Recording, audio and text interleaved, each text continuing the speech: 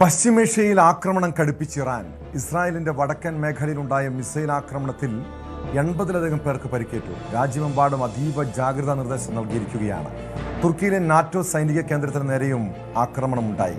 യുഎസിന്റെ Abraham Lincoln വിമാനവാഹിനി കപ്പലിനെ ആക്രമിച്ചെന്ന് IRGC അവകാശപ്പെട്ടു. US സൈനിക വിമാനം തകർത്തതിൽ തുർക്കി സായുധ ഗ്രൂപ്പ് ഇസ്ലാമിക് റെസിഡൻസ് ഉത്തരവാദിത്തം ഏറ്റെടുത്തിട്ടുണ്ട്.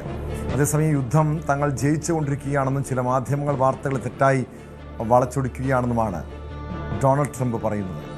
ക്രൂഡ് ഓയിൽ വില കൂടുന്നത് US സാമ്പത്തിക നേട്ടം ഉണ്ടാക്കുമെന്നും ട്രൂത്ത് സോഷ്യലിൽ പോസ്റ്റ് ചെയ്തു. ഇതിനിടെ ജയശങ്കർ ഇറാനിയൻ വിദേശകാര്യമന്ത്രിയുമായി വീണ്ടും സംസാരിച്ചു. വിവരങ്ങളുമായി അജയ് സുധാ ബിജു ചേരുന്നു ന്യൂസ് ഡെസ്കിൽ നിന്ന്. അജയ്, ഇന്നലെ ഒരു സമവായത്തിൻ്റെ സാധ്യതകൾ, ചില സൂചനകൾ തുറന്നു വന്നിരുന്നു. അതായത് ചില ഉപാധികൾ മുന്നോട്ട് വെച്ച് ഇറാൻ തങ്ങൾ യുദ്ധത്തിൽ നിന്നും പിന്മാറാൻ തയ്യാറാണ്, ചില വിട്ടുവീഴ്ചകൾ ചെയ്യാം എന്ന രീതിയിൽ ചില ചർച്ചകൾ മുന്നോട്ട് വന്നെങ്കിലും പക്ഷേ ട്രംപിൻ്റെ ഭാഗത്തുനിന്ന് കടുത്ത നിലപാടുമായി മുന്നോട്ട് പോകുന്നു. തങ്ങൾ യുദ്ധത്തിൽ കൂടുതൽ മേൽക്കൈ ഉണ്ടാക്കുമെന്ന രീതിയിൽ പ്രകോപനപരമായ പ്രസ്താവനകൾ ഉണ്ടാകുന്നു. ഇറാൻ തിരിച്ചടിക്കുന്നു. എന്താണ് പശ്ചിമേഷ്യൻ രാജ്യങ്ങളിൽ ഇപ്പോൾ സംഭവിക്കുന്നത്? ടോം, ഇറാന്റെ പുതിയ പരമോന്നത നേതാവായിട്ടുള്ള മുജിതബ ഖമനയുടെ ഒരു പ്രസ്താവന പുറത്തു വന്നതിന് ശേഷമാണ് ഇറാൻ സമീപ രാജ്യങ്ങളിലേക്ക് ആക്രമണം കടുപ്പിച്ചത്. മുജിതബ ഖമനൈ ഈ യുദ്ധം തുടങ്ങി ഇതുവരെ മറ്റൊരു പ്രതികരണവും നടത്തിയിരുന്നില്ല. ഇപ്പോഴാണ് അദ്ദേഹത്തിൻ്റെ എഴുതി കൊടുത്തൊരു ഒരു പ്രസ്താവന മാധ്യമങ്ങൾ വഴി പുറത്തു വന്നത്. അതിൽ അദ്ദേഹം വ്യക്തമാക്കിയിരുന്നത് ഈ US കേന്ദ്രങ്ങൾ സമ്പൂർണ്ണമായിട്ടും അടച്ചു പൂട്ടുന്നതുവരെ തങ്ങൾ ആക്രമണം തുടരും. അതുപോലെ തന്നെ US കേന്ദ്രങ്ങൾക്ക് സംരക്ഷണം നൽകുന്ന രാജ്യങ്ങളിലേക്കും ആക്രമണം നടത്തും എന്നും പറഞ്ഞിട്ടുണ്ട്. അതുപോലെ ഹോർമുസ് കടലിടുക്ക് വഴിയുള്ള ഗതാഗതം അനുവദിക്കില്ല എന്നും ഈ മുജിതബ ഖമനയുടെ പ്രസ്താവനയിൽ പറയുന്നുണ്ട്. ഇതിന് തൊട്ടു പിന്നാലെയാണ് സമീപ രാജ്യങ്ങളിലേക്കുള്ള ഇറാന്റെ ആക്രമണം അത് കൂടുതൽ ശക്തമായത്. പ്രത്യേകിച്ച് ഇസ്രായേലിലേക്ക് ഇന്ന് രാവിലെ മുതൽ തന്നെ മിസൈൽ ആക്രമണം ഉണ്ടായിരുന്നു. ഈ മിസൈൽ ആക്രമണത്തിൽ വടക്കൻ ഇസ്രായേലിലെ നഗരമായിട്ടുള്ള സൽസിറിൽ ഒരു ആക്രമണം ഉണ്ടായിട്ടുണ്ട്. ഇവിടേക്ക് ഒരു മിസൈൽ പതിക്കുകയായിരുന്നു. ഈ മിസൈൽ പതിച്ച് ഇവിടെ നിരവധി കെട്ടിടങ്ങൾക്കുൾപ്പെടെ നാശനഷ്ടങ്ങൾ സംഭവിച്ചു. 80-ലധികം പേർക്ക് പരിക്കേറ്റതായിട്ടാണ് വിവരം. പലരുടെയും പരിക്ക് ഗുരുതരമാണ് എന്നുള്ള വാർത്തകളും ലഭിക്കുന്നുണ്ട്.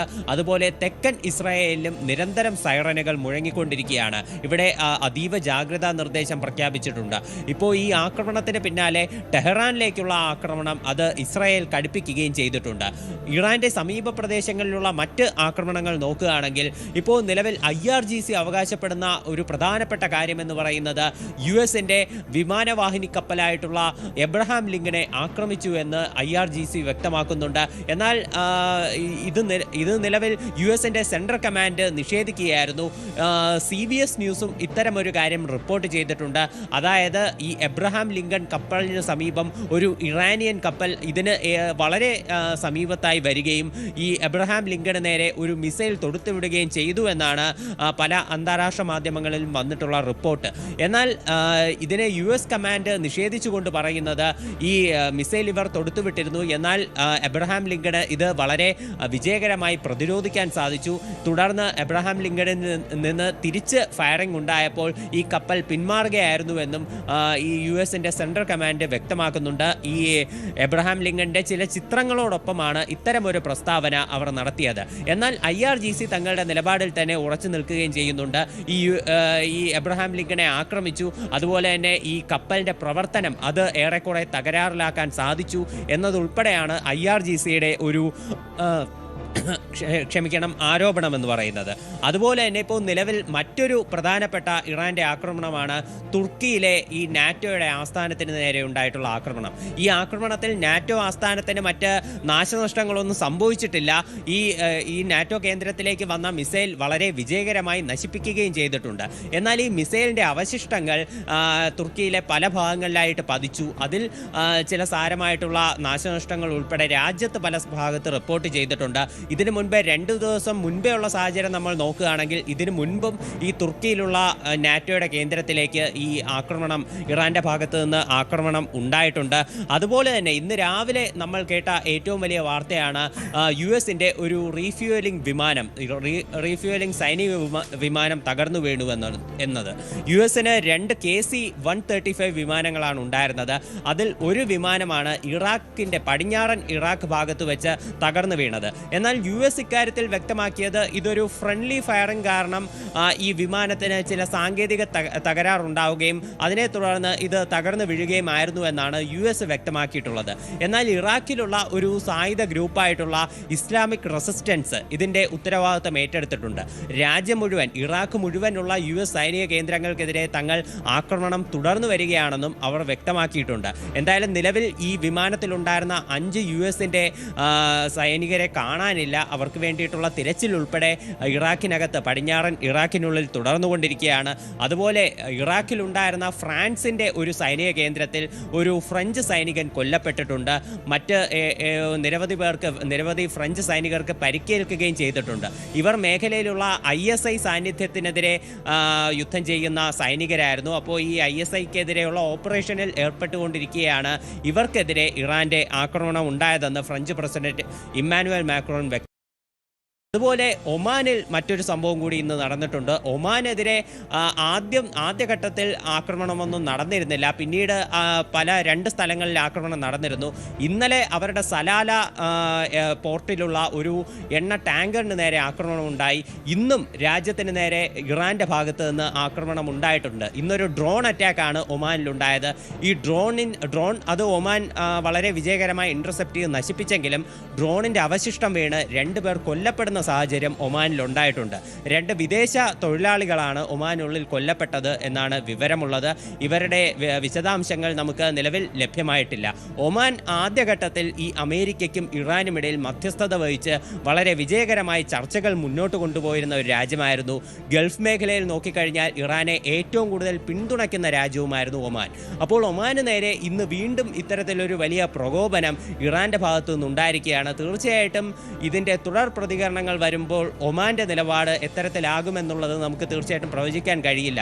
ഇപ്പോൾ തീർച്ചയായും ഈ ഒരു മധ്യസ്ഥത സ്ഥാനത്ത് നിന്ന് ചിലപ്പോൾ അജയ്, ഈ പശ്ചിമേഷ്യയിലെ യുദ്ധക്കെടുതി ഉടനൊന്നും തീരില്ല എന്ന് തന്നെയല്ലേ മനസ്സിലാക്കേണ്ടത്? ഇങ്ങനെ US-ഉം ഇറാനും പരസ്പരം പോർ വിളിച്ചു നിൽക്കുന്നു. ഈ ഹോർമൂസ് കടലിടുക്ക് അടഞ്ഞു തന്നെ കിടക്കുമെന്ന് ഇറാന്റെ പുതിയ പരമോന്നത നേതാവ് വ്യക്തമാക്കുന്നു. ഇത് വലിയ രീതിയിൽ സാമ്പത്തിക പ്രതിസന്ധി ആഗോളതലത്തിൽ സൃഷ്ടിക്കുന്നുണ്ട്. രാജ്യാന്തര എണ്ണവില വർദ്ധിക്കുന്നു, മറ്റ് രൂപയുടെ മൂല്യം തകരുന്നു. അങ്ങനെ പല പ്രതിസന്ധി ഇന്ത്യ അടക്കമുള്ള രാജ്യങ്ങളെ ബാധിക്കുന്നുണ്ട്. അതിനിടെ ഇന്ത്യൻ വിദേശകാര്യമന്ത്രി ഇറാനിയൻ വിദേശകാര്യമന്ത്രിയുമായി സംസാരിച്ചിട്ടുണ്ട് ഈ വിഷയത്തിൽ. പക്ഷേ 2 രാജ്യങ്ങളും കടുത്ത നടപടികളുമായി മുന്നോട്ട് പോകുമ്പോൾ വരും ദിവസങ്ങളിൽ പ്രതിസന്ധി കൂടുതൽ രൂക്ഷമാകില്ലേ? തീർച്ചയായിട്ടും ഇന്ത്യയുടെ ആശങ്ക ഉൾപ്പെടെയുള്ള കാര്യങ്ങളാണ് ഇന്ന് എസ് ജയശങ്കർ ഇറാന്റെ വിദേശകാര്യമന്ത്രിയായിട്ടുള്ള അബ്ബാസ് അരക്ചിയുമായി ചർച്ച ചെയ്തത്. ഇത് 4ാം വട്ടമാണ് എസ് ജയശങ്കർ അബ്ബാസ് അരക്ചിയുമായി ടെലിഫോൺ വഴി സംസാരിക്കുന്നത്. ഇപ്പോൾ കഴിഞ്ഞ ദിവസങ്ങളിൽ ഉൾപ്പെടെ അദ്ദേഹത്തോട് നിരന്തരം സംസാരിച്ചിരുന്നു. ഇതിനു മുൻപേ ഉള്ള ഒരു ഇരുവരും തമ്മിലുള്ള കോൺടാക്റ്റിനെ തുടർന്നാണ് ഈ 2 ഇന്ത്യൻ കപ്പലുകൾക്ക് മേഖലയിലൂടെ യാത്ര ചെയ്യാൻ അനുമതി ഉൾപ്പെടെ നൽകിയത്. ഇപ്പോൾ നിലവിൽ 28 ഇന്ത്യൻ കപ്പലുകൾ കൂടി ഹോർമൂസ് കടലെടുക്ക് വഴി യാത്ര ചെയ്യാനുള്ള അനുമതി ഇന്ത്യ ഇറാനോട് ചോദിച്ചിട്ടുണ്ട്. അതുപോലെ തന്നെ ഇരു നേതാക്കളും തമ്മിൽ ഇന്ന് പ്രധാനമായിട്ടും ചർച്ചയായത് ഈ മേഖലയിലുള്ള സംഘർഷം, അതുപോലെ തന്നെ ഈ സംഘർഷം ഉൾപ്പെടെ പരിഹരിക്കുന്നതിലും അതുപോലെ തന്നെ ആഗോള സന്തുലിതാവസ്ഥ നിലനിർത്തുന്നതിലും ബ്രിക്സ് രാജ്യങ്ങളുടെ ഒരു പങ്കാളിത്തം ഉൾപ്പെടെയാണ് ഇരു രാജ്യങ്ങൾക്കുമിടയിൽ ചർച്ചയായത്. ഇപ്പോൾ ഇന്ത്യയും ഇറാനും 2 രാജ്യങ്ങളും ബ്രിക്സ് കൂട്ടായ്മയിൽ അംഗങ്ങളായിട്ടുള്ള രാജ്യങ്ങളാണ്. അപ്പോൾ ബ്രിക്സിൽ ബ്രിക്സിൻ്റെ പങ്കാളിത്തം ഇരു രാജ്യങ്ങളും തമ്മിൽ ഇപ്പോൾ നിലവിൽ ചർച്ചയായിട്ടുണ്ട്. അതുപോലെ ഈ മേഖലയിലുള്ള ഈ US ഇസ്രായേലി ആക്രമണങ്ങളെ എല്ലാ സംഘടനകളും അപലപിക്കണമെന്നും അബ്ബാസ് അറക്ചി എസ് ജയശങ്കറിനോട് ആവശ്യപ്പെട്ടിട്ടുണ്ട്. അതുപോലെ തന്നെ മറ്റൊരു പ്രധാനപ്പെട്ട കാര്യം, എസ് ജയശങ്കർ ഇറാൻ വിദേശകാര്യമന്ത്രിയോട് ഇന്ത്യയും ഇറാനും തമ്മിലുള്ള നയതന്ത്ര ബന്ധം അത് കൂടുതൽ വിപുലമാക്കണം എന്ന് ഭാവിയിൽ വിപുലമാക്കണം എന്നുള്ള ഒരു ഹോപ്പ് പങ്കുവച്ചു. അതുപോലെ തന്നെ മറ്റ് വ്യാവസായിക കാര്യങ്ങൾ ഈ രണ്ട് രാജ്യങ്ങളും ഈ മേഖലയിലൂടെ ഇന്ത്യയിലേക്ക് എത്തുന്ന ഈ ചരക്ക് ഗതാഗതം അതിനെ സംബന്ധിച്ചുള്ള കാര്യങ്ങളും ചർച്ചയായിട്ടുണ്ടെന്നാണ് വിവരം. അതുപോലെ ഈ മേഖലയിൽ ഒരു സ്ഥിരവും സുരക്ഷിതവും ശക്തിപ്പെടുത്തുന്നതിൻ്റെ ആവശ്യകതയെ പറ്റിയിട്ടും എസ് ജയശങ്കർ അബ്ബാസ് അറക്ചിയോട് സംസാരിച്ചിട്ടുണ്ട് എന്നുള്ളതാണ് നമുക്ക് അറിയാൻ സാധിക്കുന്നത്. ഇത്തരത്തിൽ ഇന്ത്യ നിരന്തരം തങ്ങളുടെ ഒരു ആശങ്കകളെ പറ്റി ഇറാനോട് അറിയിക്കുന്നുണ്ട്. ഇപ്പോൾ കഴിഞ്ഞ ദിവസം രാത്രിയാണ് നമ്മുടെ പ്രധാനമന്ത്രി നരേന്ദ്രമോദി ഇറാൻ്റെ പ്രസിഡൻ്റായിട്ടുള്ള മസൂദ് പെസഷ്കിയാനുമായിട്ട് ടെലിഫോണിൽ സംസാരിച്ചത്. അപ്പോഴും തീർച്ചയായിട്ടും ഒരു മേഖലയിലെ സംഘർഷങ്ങളെ പറ്റി ഇന്ത്യയുടെ ആശങ്ക അത് പങ്കുവയ്ക്കുകയുണ്ടായി. തീർച്ചയായിട്ടും ഇന്ത്യ ഇത്തരത്തിൽ നിരന്തരം ഈ പശ്ചിമേഷ്യൻ സംഘർഷങ്ങളിൽ തങ്ങളുടെ ഒരു നിലപാട് തുടർച്ചയായി വ്യക്തമാക്കുകയും മേഖലയിലെ സാഹചര്യങ്ങളെ പറ്റിയിട്ട് നിരന്തരം സംസാരിക്കുകയും ചെയ്യുന്നുണ്ട്. ഇപ്പോൾ ഇത്തരത്തിലൊരു മികച്ച നയതന്ത്രത്തിൻ്റെ ഫലമായിട്ടാണ് രണ്ട് ഇന്ത്യൻ കപ്പലുകൾക്കുൾപ്പെടെ മേഖലയുടെ വരാൻ സാധിച്ചത്. എന്തായാലും പ്രതിസന്ധി അവസാനിക്കുന്നില്ല. ഇപ്പോഴും നല്ല രീതിയിൽ ഇന്ത്യയിൽ ഈ ഇപ്പോൾ LPG പ്രതിസന്ധി ഉൾപ്പെടെയുള്ള കാര്യങ്ങളുണ്ട്. അതേസമയം US നിലപാട് ഇപ്പോൾ ഈ സംഘർഷം വ്യാപിക്കുന്ന ഘട്ടത്തിൽ ട്രംപ് ഒട്ടും വിട്ടുകൊടുക്കുന്ന ഒരു സമീപനമല്ല സ്വീകരിച്ചിട്ടുള്ളത്. ട്രംപ് പറയുന്നത് ഇറാനെ പൂർണ്ണമായിട്ടും തകർത്തു, US ആണ് വിജയം കൈവരിച്ചുകൊണ്ടിരിക്കുന്നത്. ഇക്കാര്യത്തിൽ ചില മാധ്യമങ്ങൾ വാർത്തകളെ വളച്ചൊടിക്കുകയാണ്. പക്ഷേ US വിജയിച്ചുകൊണ്ടിരിക്കുകയാണ്. ഈ ക്രൂഡ് ഓയിൽ വില കൂടിയാലും അതിന് നേട്ടമുണ്ടാകുന്നത് US-നാണ് എന്നതടക്കമാണ് ട്രംപ് ഇപ്പോൾ പറഞ്ഞുകൊണ്ടിരിക്കുന്നത്. ട്രംപിൻ്റെ വാക്കുകളെ US-നകത്ത് നിന്ന് തന്നെ പലരും പരിഹസിക്കുന്നുണ്ട്. അതായത് കാലിഫോർണിയ ഗവർണർ പറയുന്നത് ജനങ്ങളുടെ പോക്കറ്റ് കാലിയായാലും US-ന് നേട്ടമുണ്ടാകുമെന്നാണ് ട്രംപ് പറയുന്നതാണ് കാലിഫോർണിയ ഗവർണർ വരെ കളിയാക്കിയത്. ഇതിന്